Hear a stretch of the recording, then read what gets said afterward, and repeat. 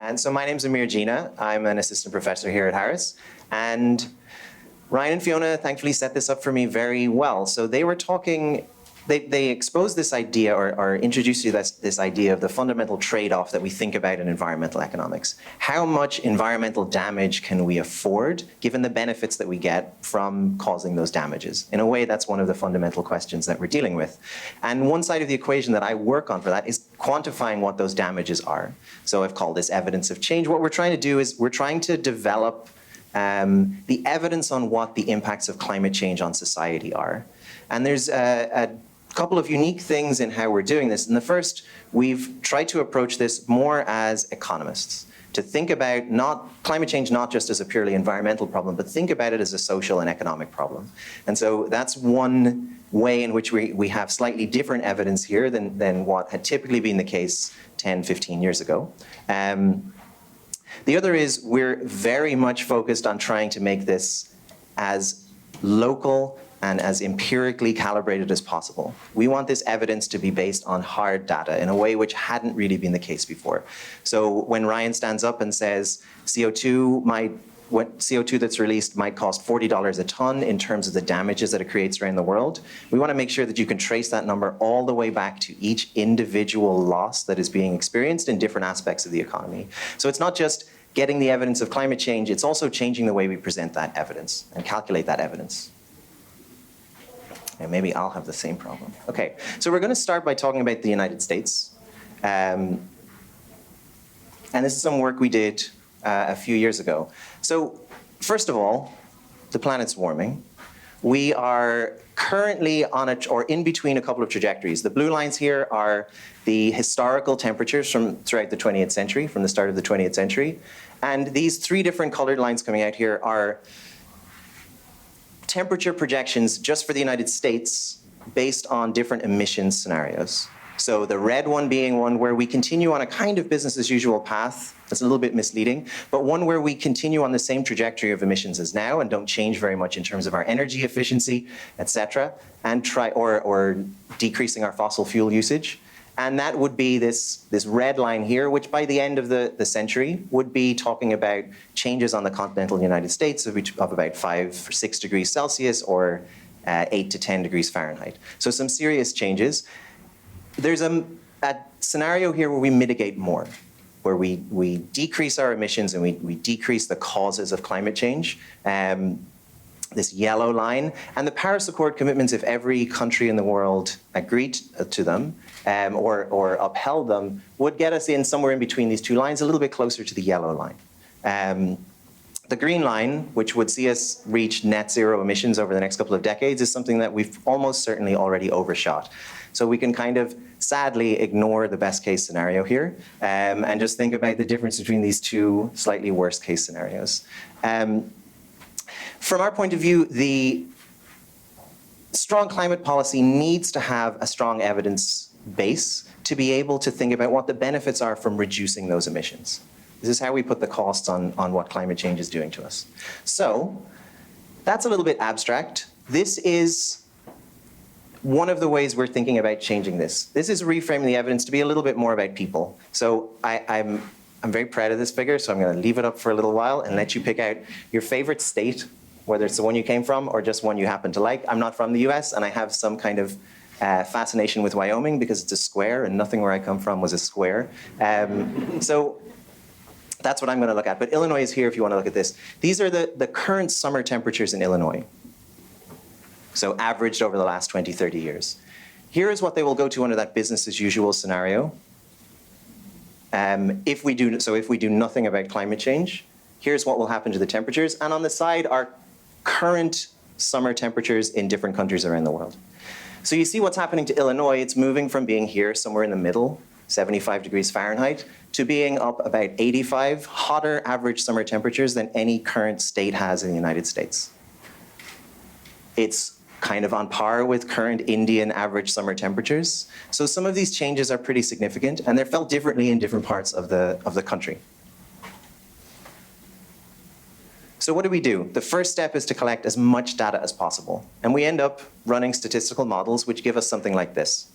And we end up looking at a lot of these, and this is what I spend most of my time doing. along here, this is the average daily temperatures that we'd experience.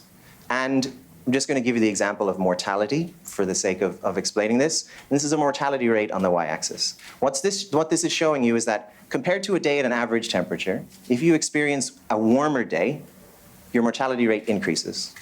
And if you experience a cooler day, your mortality rate also increases. So there's some kind of comfortable temperature here, which isn't affecting our health, but extreme cold temperatures, extreme hot temperatures are leading to adverse health outcomes.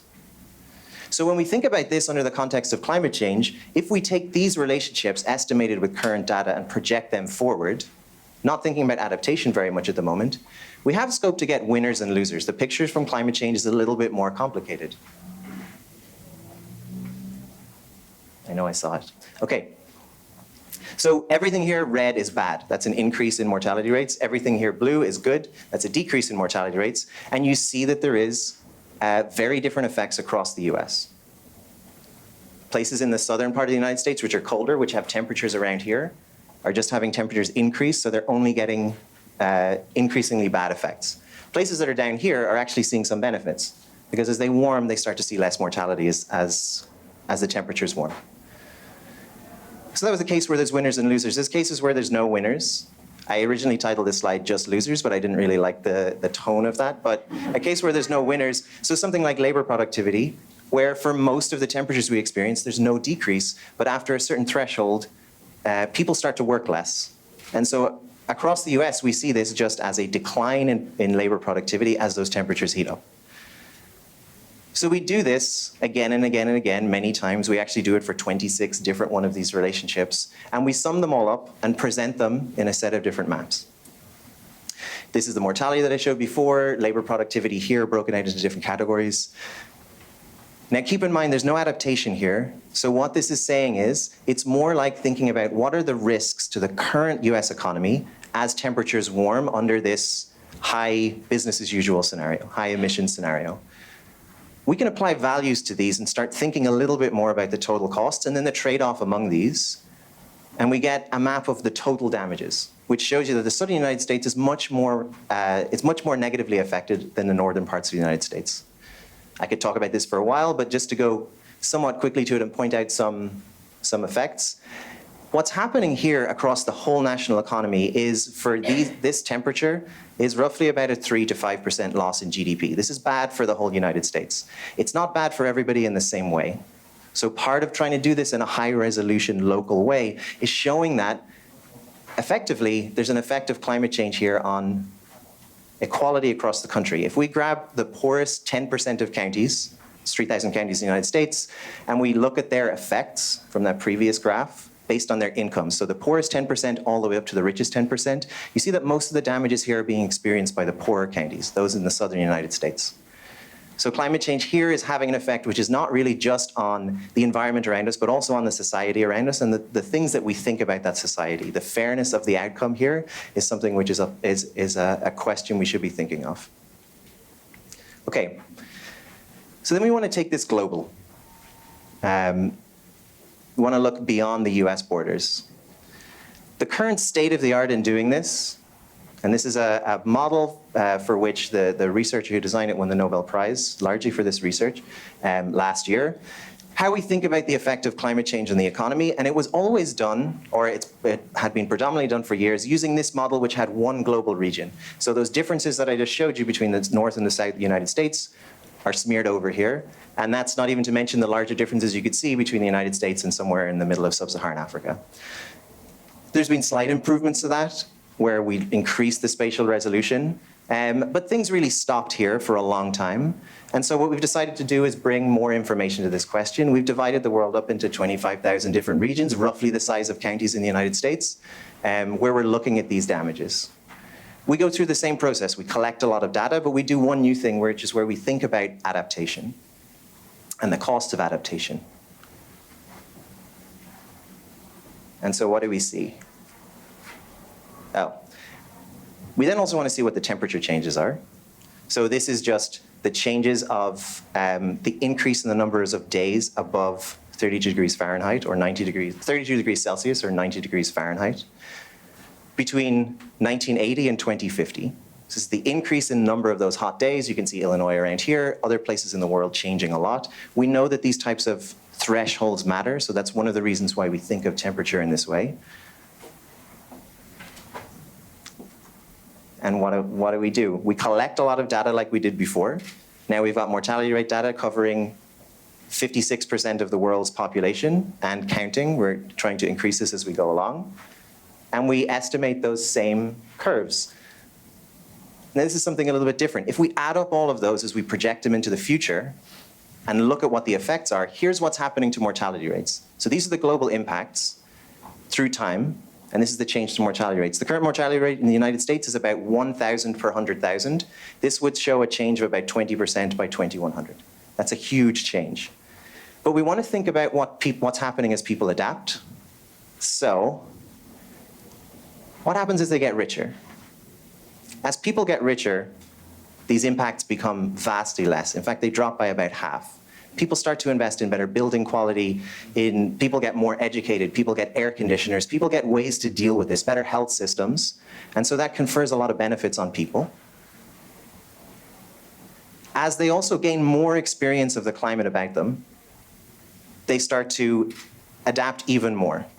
And so you see, money gets us a long way down to this adapted curve, and then just having more experience of hotter temperatures gets you further.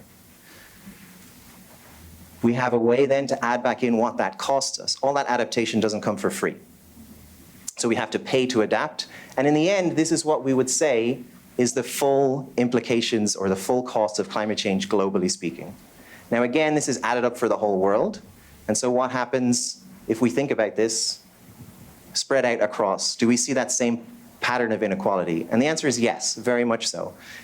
Here's what we had for the United States before, looking largely similar, but now less because people have adapted.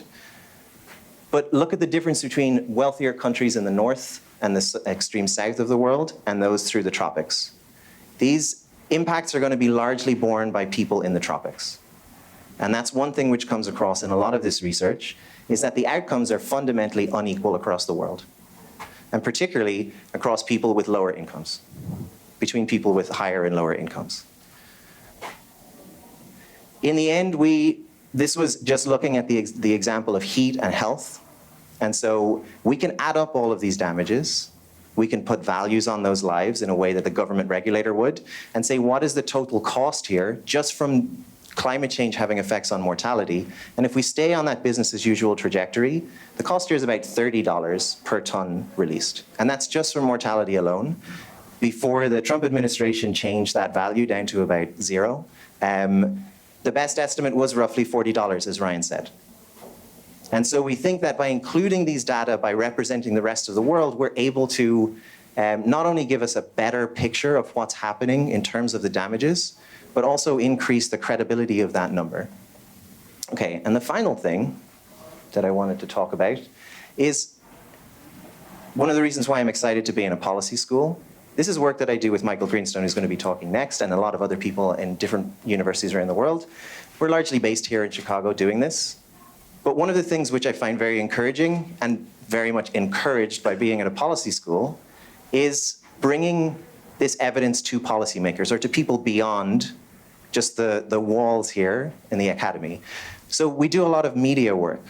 There's one thing that we did with the New York Times last year, which you might like to check, not during one of the talks, but some other time, where you can enter your birth year and the place where you were born and see how the temperature has changed and how it's projected to change into the future. It's kind of fun.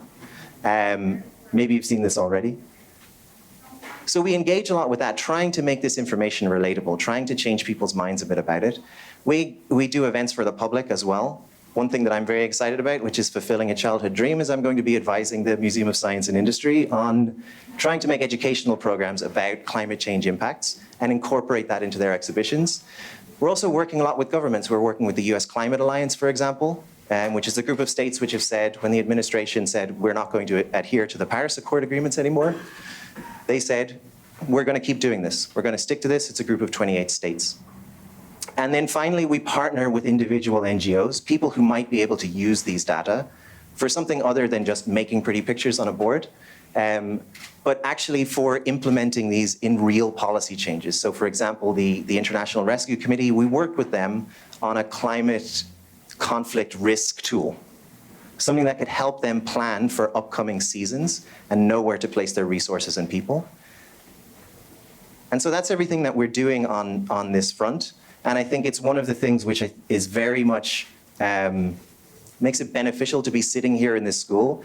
The engagement slides there were to talk about what we're trying to do, but you could interpret that differently and talk about what actually needs to get done, that this is not just an academic problem, this is something which we need people who understand the policy and the communication and all aspects of this problem. And that's something here which we get much more in Harris than we do sitting in some other departments that are in the world. So thank you very much.